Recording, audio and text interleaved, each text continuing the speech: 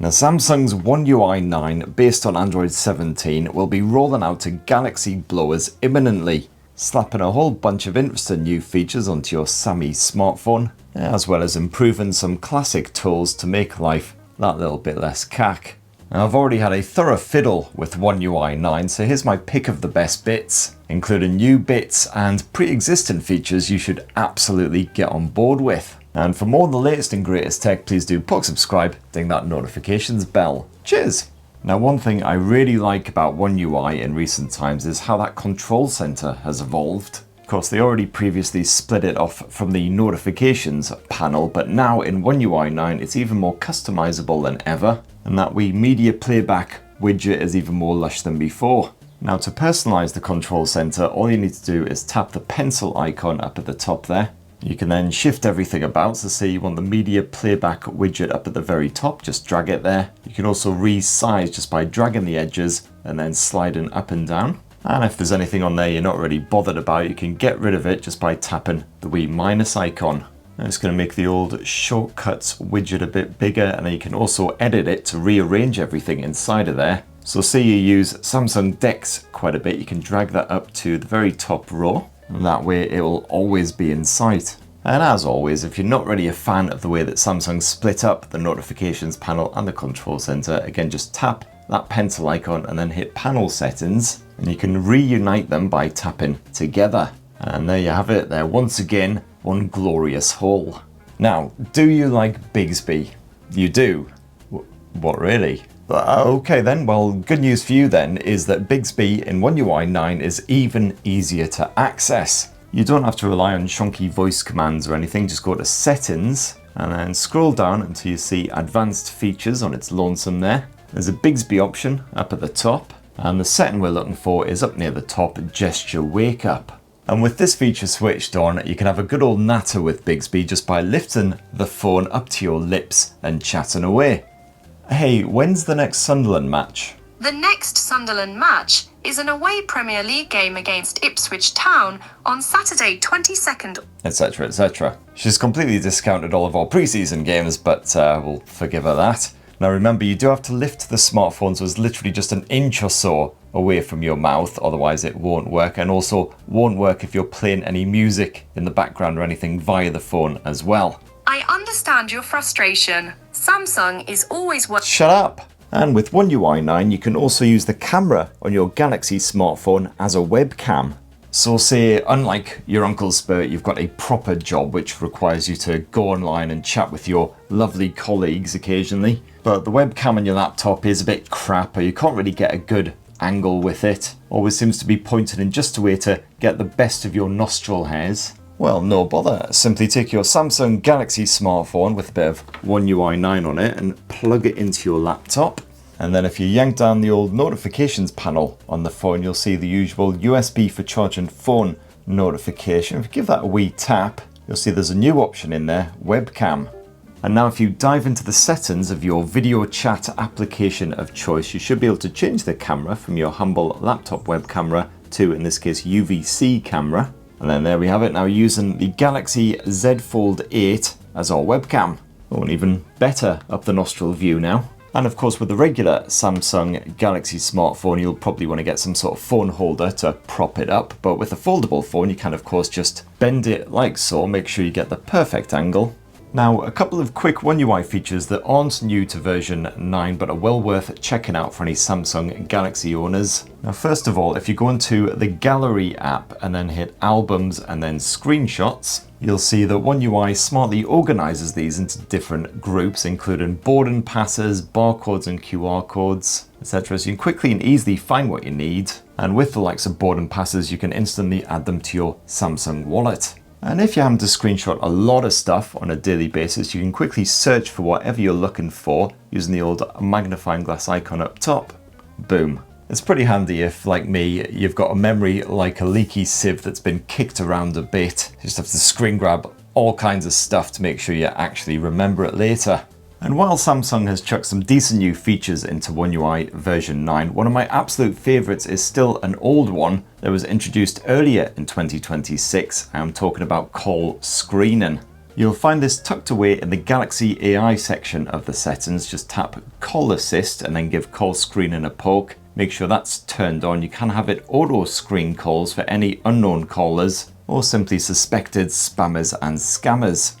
Or alternatively, if you receive a call, you're not sure who it's from or what it's all about, you can manually screen that call, and the caller will then hear a wee message asking them to state their business, and you can see their reply right there in text form on your smartphone display.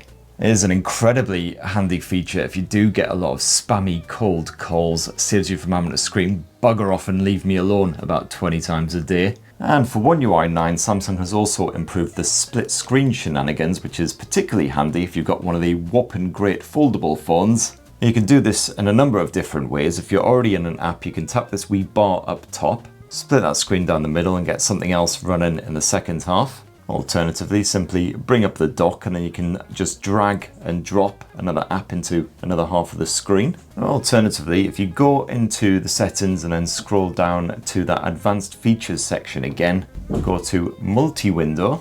There's a couple of settings in here you can play around with, one of which being swipe for split screen. So now if you want to get a bit of split screen action on the go, just swipe 2 fingers from the side and away you go. Now I love split screen mode for a number of different reasons. First of all, pretty handy for playing a YouTube video in the background while doing other stuff. For instance, reading a comic book, browsing the web, whatever. Just get that YouTube video playing and then swipe the divider like so. So it's mostly off screen. You can crack on and do whatever you need to do. That video will just continue to play there in the background.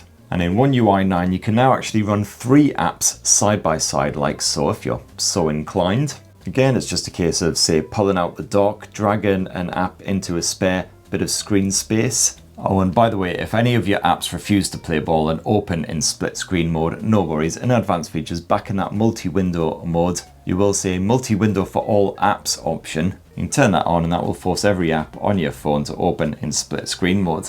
And you can also force any apps that only support portrait view normally to open in landscape mode. And of course, in One UI version 9, you've got the usual edge panel shenanigans. And this includes now traditional Samsung features like the Now Brief, which gives you a quick wee glimpse of what your day's shaping up to be. And it's fully customizable. If you scroll to the bottom, tap the cog icon and then tap content to include. You can see exactly what you want to see in there. And in here, you can also create your own custom cards. Just tap the wee plus icon up at the top and say, for instance, I want to create a video card, only showing content from the Spurt hole. Apparently that might contain inappropriate content. How well it knows me. And there you go, second time's a charm. So now we've got Spurt hole videos popping up in our Now Brief. Well, 2 out of 3 of them are Spurt hole anyway. I've got no idea what this Muslim hole spurt one is. And in that edge panel, you've also, of course, got that Creative Studio bollocks. So, oh look, it's my great mate Chris Martin's birthday on the 5th of August. Let's make him a lovely wee card. Not sure this is quite his vibe though. Let's try something else. There you go. I think this is probably more his style. And we've once again got a pink birthday cake. Great times. I love AI me. Doesn't quite match the prompt, does it, mate? So top tip from me on that one is f all that noise. Don't even bother. But there is one feature in there that is really handy, and that is the interpreter tool. And this allows you to have a real-time conversation with a foreign type person in their native language without any of the faff of actually bothering to learn it. Minimal effort, that's the British way. So for instance, you might be in France and someone might tell you, Je veux plonger dans tes oreillers d'amour, espèce de furet saucie. Which thanks to interpreter, you will discover means, I want to dive into your love pillows, you saucy ferret. It definitely sounds better in French. And with One UI 9, you've also got a pretty decent game booster feature now as well. So when you're playing a game, you can drag out the game booster toolbar just by dragging your finger from the edge like so. If you squint really hard, you should just about notice a tiny wee bar. That's exactly where you need to drag. And then here you've got the usual performance mode, so you can either slap it into performance if you're playing something like Wuthering Waves, Genshin Impact, etc. Or knock it on battery saver if you're just playing Minesweeper or whatever. You've got a variety of decent tools in here as well. The system monitor, for instance, to see just how the CPU and the GPU are coping. Touch booster, if you want to improve the sensitivity of the screen. You can also take a screenshot at any point with a quick tap like so, or record the action. You can choose to record either the entire screen or just a small area. You can also select whether you want to add a bit of commentary as well using the built-in mic. There's also a block Bixby option, which frankly should be available at all times always. And you can even bring up a small mini display with one of your favorite apps like YouTube, so you can enjoy a bit of your uncle's spurt while you're gaming, or more likely just look up some sort of game walkthrough if you're stuck at the moment. And if you need to play around with the game booster settings at all, just jump into the gaming hub and tap these 3 dots up in the top right corner. You'll see there's a game booster feature in there. And another oldie but goodie OneUI feature is the Summarise web page option. You'll find this tucked away in Samsung's internet browser. Just tap these wee stars at the bottom of any web page. You'll see this offers a couple of options, including Summarise, which just offers up some brief bullet points on whatever you're reading in case you're running short on time. And, you know, if you can't even be bothered to read a few sentences of AI generated text, you can have it read the highlights aloud to you. Has arrived, offering players a richly atmospheric and macabre nightmare experience, etc. And last up, Samsung's camera app has some pretty decent new features as well. One that was introduced in the S26 series is the old Steadicam feature. So basically just tap this little picture of a man with a line through him up at the top, and then tap the third icon. This will turn on super steady. And this is really good if you're struggling to keep the smartphone steady because, for instance, you're running at pace, so it's kind of waving and wobbling about the place. As you can see, it just keeps your footage from looking like a bunch of puke-inducing crap that's only good for the bin.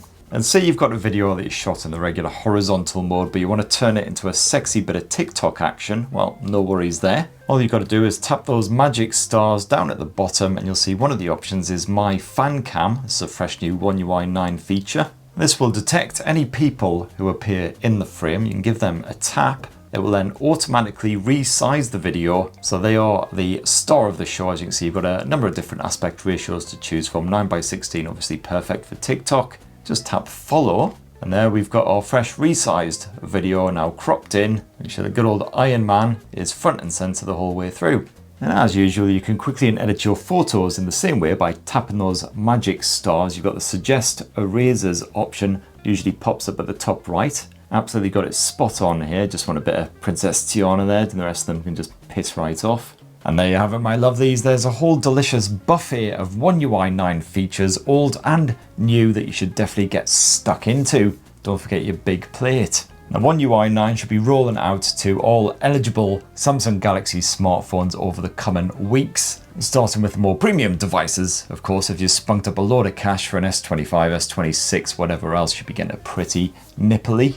Did I miss out your own favourite OneUI 9 feature? Well, definitely let us know down in the comments below. And hey, while you're down there, please do poke subscribe, ding that notifications bell. Have yourselves a ruddy, wonderful rest of the week. Cheers, everybody. Love you.